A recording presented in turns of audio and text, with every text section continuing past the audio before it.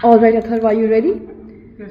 So last time we had Mrityunjay speaking his own eulogy, and we collected the areas where he could improvise, areas of weakness where he can work in terms of his technical aspects of speaking and also in terms of the mindset that we collected from the content that he spoke.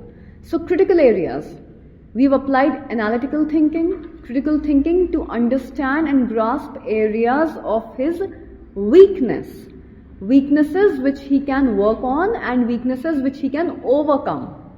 Now we end on a positive note by speaking about, or rather discussing, the positive aspects of A, the technical part of public speaking, and then the mindset of this individual as a person, again based on the content that he spoke. So, Atharv, let's start with the technical areas of his speaking. What were the good points that we collected which we could probably learn from? He got the emotion of the speech. Okay, there was emotion in his speech. And how did you gauge the emotion in his speech just from the technical viewpoint? The voice modulation, the way he was trying to communicate, the tone of his voice depicted something sad.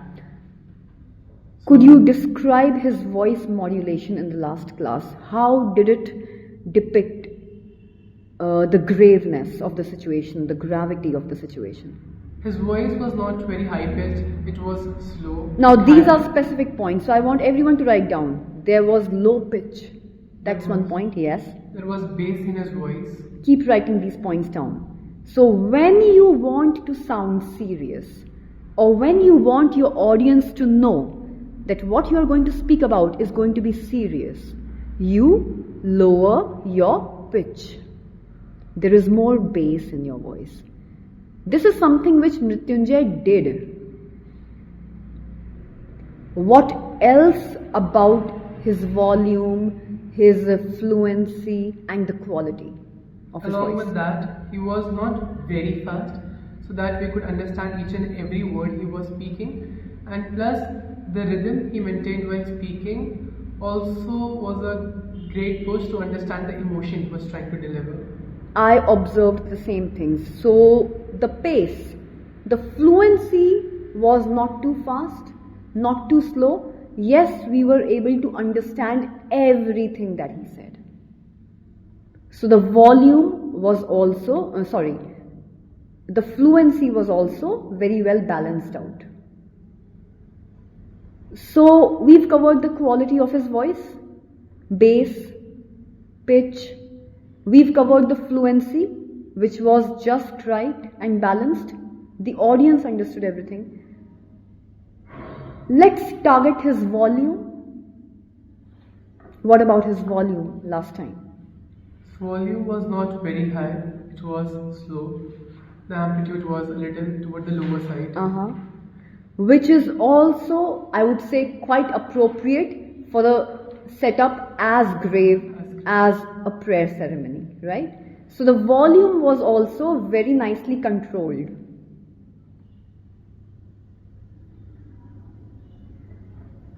We have targeted his voice overall. Now let's come to his body language, the body and the eye contact. Although we have critiqued these points, but could we collect some good points which we could maybe apply to ourselves? Keeping in mind the setup, he was not moving or jumping or juggling around. Absolutely. Jaldi se likh lijiye. Very valid point. Keeping in mind the gravity of the situation and the whole setup. To be able to stay still and stay in one place and not over gesticulating. What is over gesticulation? Using your hand gestures too much or using your body to express too much. You don't do that in a situation like this. So Mrityunjay had his body language well under control. He was not gesticulating more than required. And he stood his ground. He was very well established in one spot, which is also very appropriate for such a situation. Anything about his eye contact, whenever he did maintain eye contact, He did break off the eye contact many times. We've critiqued that. But for as long as he did stay with us, how was it? Whenever he tried to make an eye contact with me, I felt comfort. He was there to, like, his eyes were consoling. So it was a good thing. Bang on. I felt the same. So let's say if Mrityunjay spoke for 5 minutes and overall he kept an eye contact with us for about a minute, let's say, collectively, he was maintaining eye contact and breaking off, maintaining again and breaking off again. But collectively, if we add up the time, then whatever eye contact he had established was very soothing and comforting. Very soothing and comforting. He was not intensely gazing into our eyes, I'm sure. And neither was his look very distracted. There is a way to look at people. If I look at Mrityunjay, I can still look at him with, Mrityunjay, just look at me once. I can look at you with some kind of a distraction. My mind is probably towards my phone. I'd still look at you, but I would still be a little distracted, not completely with you. Or I could give you that intense death scare, the death look, which is extremely intense, just gazing very deeply and intensely into your eyes. We call it the death stare. That's bad also. You don't want to be intensely gazing into somebody's eyes that you scare them to death. So you had a very balanced, comforting eye contact with us. That is a positive point. Now let's come to the mindset. What were the positive attributes of his mindset based on what he spoke? The speech was written very simply, and it was very clear that he's a person who is, he's very friendly and he's a team player. He'll take his family, he'll look after everyone, so he's supportive in terms. Let's start. Point 1 was simplicity. He came across as very simple.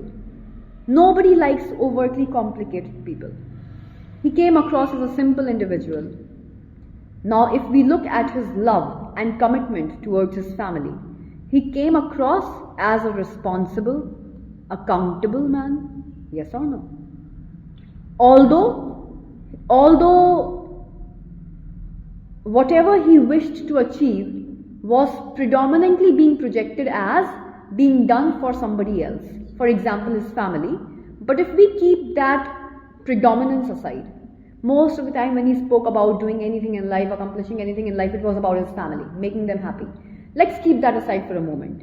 So the undertone which we got, Mrityunjay, focus on it also for yourself. We still got the undertone that you are someone who feels very responsible and very accountable for your loved ones. And that leads to the third point. If a person is responsible and accountable, feels accountable to his parents, for example, wouldn't that also mean that he's also committed towards them? Yes. He came across as a man of commitment. Now, commitment is a rare trait in people these days. Would you agree? I guess you people are called the Gen Z. So if I were to ask the Gen Z people, in terms of your colleagues, your classmates, your friends, or anyone who's your age or your generation, Mrityunjay, you, do you think that Gen Z lacks a sense of commitment compared to the previous generations? Yes, they do. Personally as well as professionally? Yes, they do. Like, for example, you could take a break from your company anytime, go on a vacation, just drop a casual application. That's lack of commitment. Even if you enter into personal, intimate relationships, I believe the rate or the frequency of breakups these days in your generation is far more than in the previous generations. One small hiccup in the relationship, one fight blows out of proportion, and you guys decide to be not with each other. Is it happening or not? By you guys, I mean the Gen Z. Yeah. In general, relatively speaking, comparing to the previous generations, are breakups much more frequent? Yeah. In that case, let's talk of marriage. Are divorces becoming much more frequent? Yeah. What about you, Mrityunjay? Are divorces also becoming much more frequent? One blow up in the family, one big challenge in the family.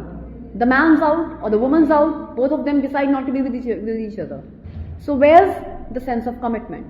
To be with each other when the times are good, and then to be with each other when the times are challenging and maybe not so good.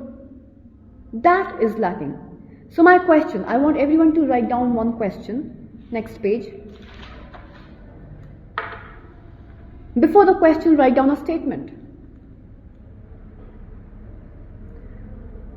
When a man, by man right now I mean a man or a woman. It's just a symbolic way to express. When a man is good, and good is an umbrella term right now, man of commitment, responsibility, etc., etc. When a man is good, only when it's convenient to be good. Underline the word convenient.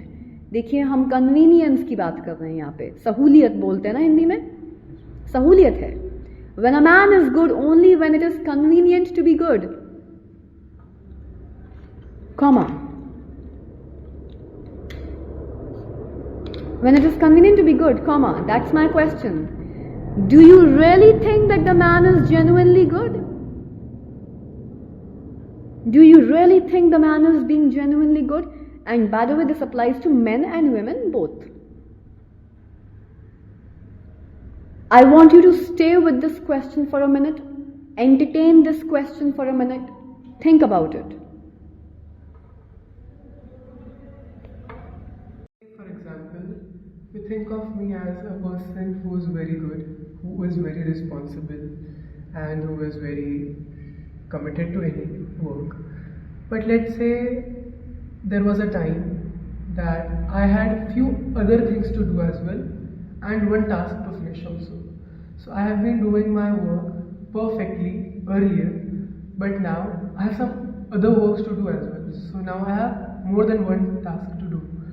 So now I'll take a leverage and maybe skip a work or two, or maybe not do the work up to the mark, or do not put my 100% or do not give my 100% into that work. So is it true, like when it was convenient for me, when it was easy for me to do the work, I did the best I could, but as soon as I faced any challenge or it became a little inconvenient for me, it was not easy for me to do the same task, I took it leniently and I was not able to perform that well, and that was my choice. If I would have put in more efforts, then I could have produced the same output as earlier. But now, despite the inconvenience. But I decided that it is a little inconvenient for me. Maybe sleeping 1 hour extra is better for me, or maybe going out for a dinner or drinks with my friends would be much more fun than meeting the deadline. And I did the work in the minimal way, the most minimal way possible. I just did it for the sake of doing it. So will you not question my credibility? So am I am I a true person? And will you be able to trust me from that point onwards for any further work? For example, would you still consider Atharv a man of integrity if he is someone who does not deliver or does not stick to his values when times become challenging or inconvenient? A man of integrity is someone who is always going to choose his values even when no one's watching him. Let's say times are good for Atharv. Times are convenient for this chap. So whatever is to be delivered, whatever the society expects of him, whatever he expects from himself in terms of his values, he delivers fantastically. But right now times are convenient for him. But the moment he faces the slightest challenge, too much workload, like he said, or maybe some fight in the family, some problem in a personal relationship, now he had a deadline or he had a commitment towards you as a business partner.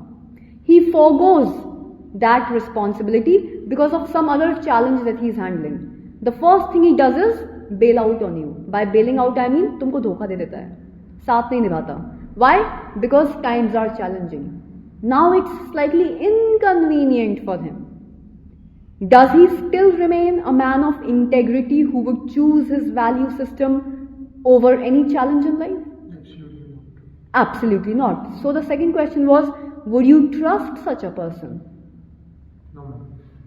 You could not trust such a person because you would know that if he is your co-founder or your business partner, the first sign of a challenge, the first interruption in the smooth sail, if life is smooth sailing, the first interruption Mr. Athar faces, the first challenge Mr. Athar faces, the first inconvenience, he is probably not going to be the same reliable, dependable, accountable man as a business partner. He will not choose his value system to support your business if his life is becoming inconvenient for him. You could not trust such a man. आपको सवाल समझ में आया? सवाल ये है कि अगर आप अच्छे हैं, जब सहूलियत है अच्छा होने की, तो क्या आप वाकई में अच्छे इंसान हैं? हैं क्या आप अच्छे? जब सहूलियत होती है आप तभी अच्छे होते हैं, तो क्या आप अच्छे हो? इंग्लिश में क्या लिखा है? When a man is good only when it is convenient to be good. Is that man genuinely good? Now did you understand the question? Now you could start writing your thoughts in an organized way. The whole game plan to step out of this mental captivity where you are a good man or a good woman only when it is convenient for you to be so is to become more mentally tough and emotionally intelligent. When times are tough and challenging and inconvenient for you, it is okay to feel the negative emotion, but it is certainly not okay to be carried away or be dominated by that negative emotion. If you can do that, along with building mental toughness, you can still be the man or the woman who can be trusted, who can be relied upon, and who is dependable, regardless of the times, whether the times are good, whether the times are bad. I can trust Mrityunjay, for example, when times are good, and I can trust Mrityunjay for anything, even when the times are bad, because I know he is mentally tough and he is emotionally very mature and intelligent. That is your game plan.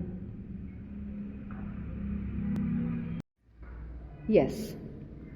A similar person may react different in different situations, and different person may react differently in a similar situation as well. But it is very important for an honest person, a person who is committed, to understand what repercussions the other party might face because of their failure. If they are unable to meet a deadline, maybe the person on the other part, it might cost them the job. So it is very important for us as a person to understand what the repercussions of our actions would be on someone else. This is the point that one can try to improve in their life. If they think about others, the concept of sympathy or empathy, I would not say that completely, but trying to put yourself in someone else's shoes, trying to, subrogate in their situation would try to avoid this problem. But a person who's still doing this repetitively is not a person who is understanding their responsibilities. It is very important for them to take out time to balance their life and invest equally in all the activities that they are supposed to do. All realms of life. All the terms of life. Even if they are not perfect in every terms, they because should nobody can be perfect. Nobody is going to be perfect ever anyway. Efforts are what matters. So I think so at least they should try to put efforts, because even if you're failing to do something and it is visible that you have tried to do that, you were committed to your works and still you were unable to do it because of some uncertainty, that is fine, that is understandable, but it is not acceptable if you do not even try to push yourself or do not put any efforts. So it is very important to try to put efforts in it. And if a person who is not doing so, it is very difficult for me to trust a person in tough times. In a situation that is not favorable, they are sure and sure to ditch me and leave me in bad lands. So it is advisable to hold on to people who are effort taking. So there are two major takeaways from his answer. I want all three of you to make points of that. Please write down, before you write down about the skeleton in your closet, two major takeaways which I loved in his answer. Write down, there is something which is being done voluntarily by a person and something which just happens without having made a conscious effort. I would not say involuntarily. Some people, like Atharv said, will consciously make a choice to make an effort to be responsible and to stick to their values even when times are inconvenient. Atharv, you said something like that, right? Some people will be very conscious about making an effort, at least making an effort. And then you put in your best efforts.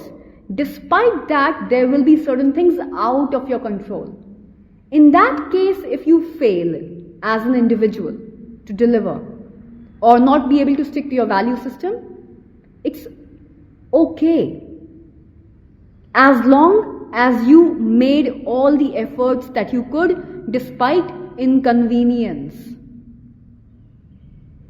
But here's something which you can write down from the philosophy of Stoicism. Stoicism. Stoicism teaches you one very important thing about your personal development. I will not say personality. We've understood the difference between personality and personal development, by the way, haven't we? So Stoicism says one thing about your personal development. You can always absolutely control what's happening inside you. You cannot control what's happening outside of you. But no matter what's happening in your life, whether it's convenient or inconvenient, whether it's tough, challenging times or good times, you always have authority and control over what's happening inside you. And that includes your mental toughness. That includes your emotional intelligence. So you always have control over your mental toughness and emotional intelligence. That's what the Stoics taught us. So I would attach this point to what Atharv said. As long as you are willing to put in the work and make the effort to deliver and be responsible and stick to your values, then you are the true Stoic. Because at least we know you are making the efforts even when times are tough. Yes or no, Mrityunjay? Yes, ma'am. At least we know you are still choosing to make the effort. I'll put in my best effort no matter what. That's what Stoicism also teaches us. Effort to karo. That's what we want. Whether times are good or bad, at least put in the effort. That's what we expect from you. Otherwise, we can't trust you. But at the slightest hint of a challenge, slightest inconvenience, if you consciously don't even make the effort and you just bail out and you skip your responsibilities and you choose not to choose your values when times are tough, if you're doing this voluntarily or consciously, then I don't think people would be able to trust you. Because it boils down to a conscious choice. I can either choose to give my best even when times are tough, or I can choose to completely skip my responsibilities when times are tough. But if you are choosing to put in your best effort even when times are tough, chances are people are going to see you as trustworthy. But if you constantly bail out and you don't choose responsibility over your emotional state when times are tough, then people are going to have a hard time trusting you. That's the takeaway. For our next class, we will be writing about and sharing our deepest, darkest skeleton in the closet with regards to one time in your life in the past when things were tough and times were inconvenient and you consciously chose to skip your responsibility. You skipped it consciously. Involuntarily, you chose to skip your responsibility and you chose to detach from your value system. We will write it first and then with a little bit of courage, we will try to share our skeletons with each other. That's how we build trust with each other.